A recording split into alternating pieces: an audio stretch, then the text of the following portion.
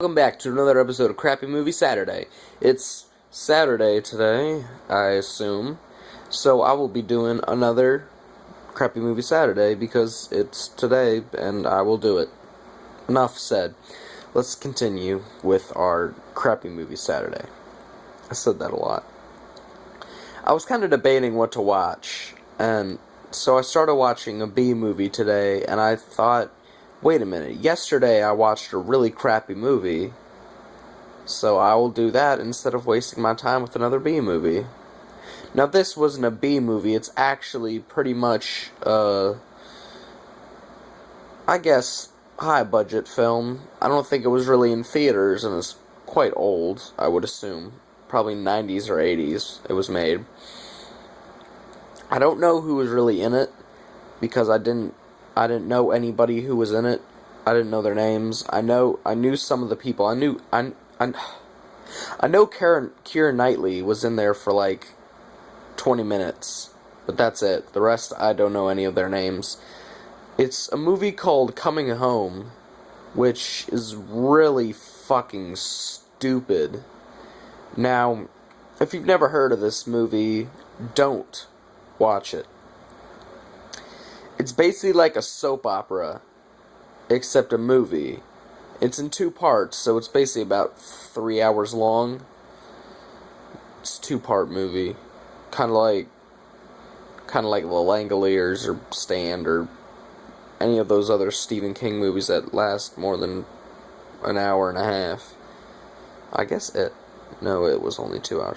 Anyway, but it's basically about this girl's life during World War II, and all of her struggles with love and all that shit, and it was fucking boring.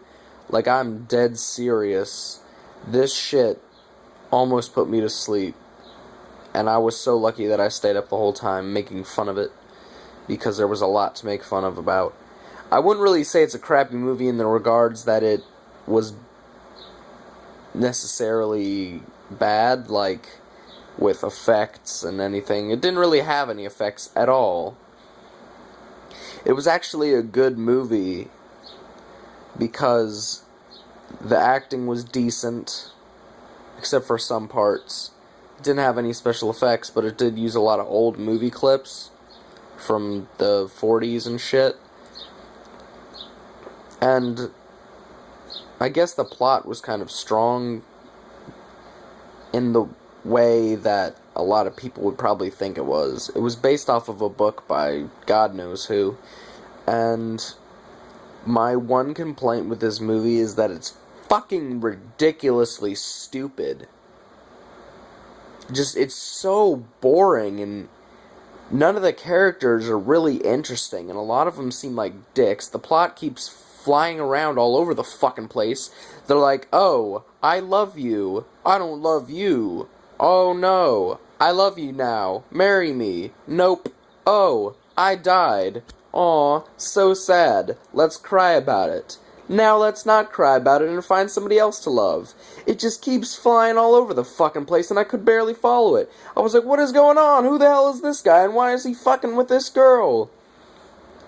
The only thing I did like was the chick showed her tits a lot, and I was like, ding, because she was actually in a lot of movies I saw. I think the main girl was in the Pink Panther 1 and 2, and it was the chick that Jacques Rousseau, whatever his name is, likes. She has fantastic titties, may I say so myself. And, what else can I say? The acting was pretty good. There was a lot of crying, and it was kind of ridiculous. The line, I guess the writing and the script was pretty stupid. They kept making a lot of the same lines over and over again, like, oh, I love you, but I don't love you, let's get married. Oh, let's marry somebody that we don't love, and then find out that the person we do love is still alive.